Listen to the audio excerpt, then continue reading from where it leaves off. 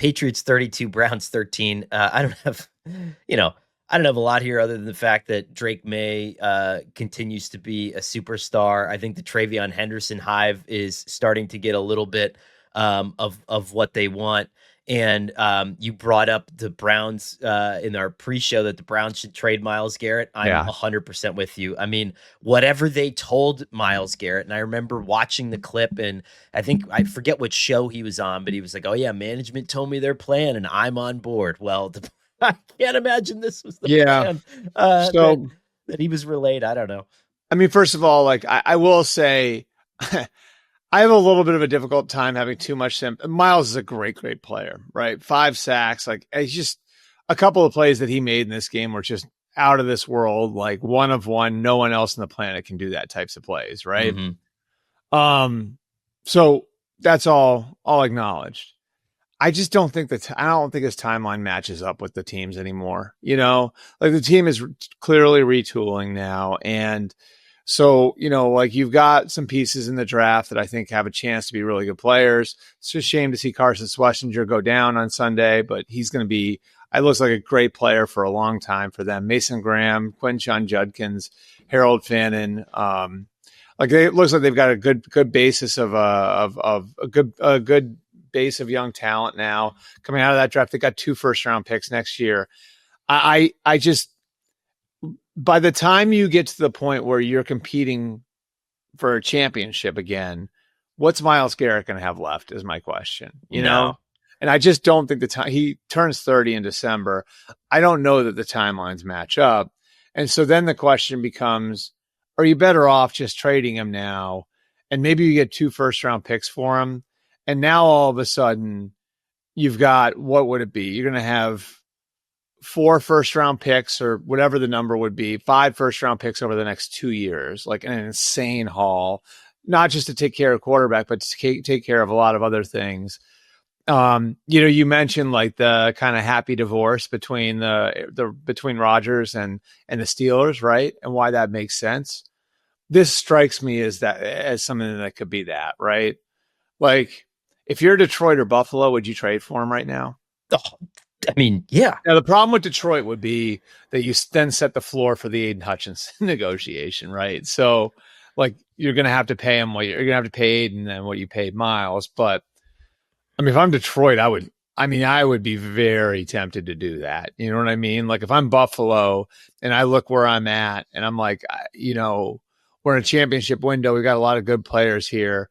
Like, could this be our version of the Micah Parsons trade? I would do it. You know what I mean? Like, I don't know. I think there are a couple teams here that are in a position to throw caution to the wind and make a deal. Who else would do it? Who else should do that?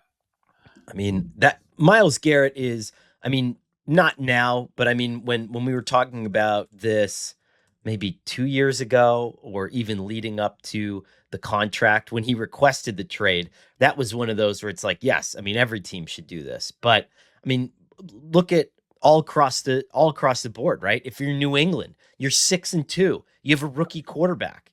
Buffalo. If you're, I just don't know if Myles Garrett would he ever go to Pittsburgh? I don't know. But Philly. If you're the Colts, you would do Philly. it. I mean, the pass rush is the one thing that Indianapolis, kind of needs right now, I would say. I don't know. Philly. Philly. I mean, well, let me put it this way. Who says no? I mean, Kansas City.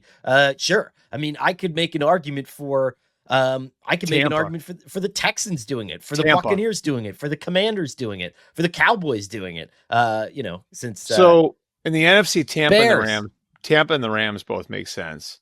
The Rams have kind of kept their powder dry, Like the Rams are one where you look at that and it's like they haven't taken a big swing in a while. They have they've got all of their picks now.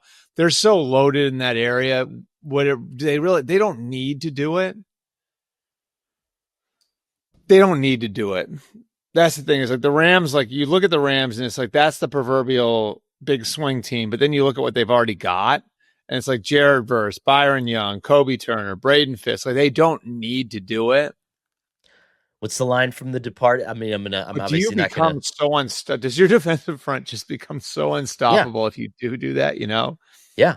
I Tampa's mean, the other one to me. Like Tampa hasn't struck out on a lot over the last few years, but like, they did take the swing on Joe Tryon. That didn't work in the draft, right? yep. So Tampa, I could see as a team where they would say, okay, like we've been really good for the last few years, and it's time for us to try to really take a big swing here.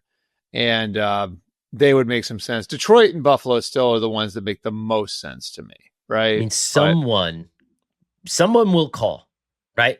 yeah. And I think it's incumbent upon Andrew Barry at this point to just rip the Band-Aid off because everybody knows what you're doing anyway. So Well, you'd have to be strategic if you were Andrew Barry too, and looking at it and saying, okay, like if I give this player to this team, are they going to win the Super Bowl? Which would mean, I mean, there's like a PR hit to that, whatever. I don't care about that as much, but that would I don't mean think that they care about anything at this point. that pick's the PR, 30. like, That pick is that then becomes the 32nd pick. You know what I mean?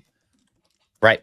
I think you'd have to be strategic that way too. If you were Andrew Barry, you'd almost want to give him to a team that like you like feel like is might be like not as good as they think they are right now.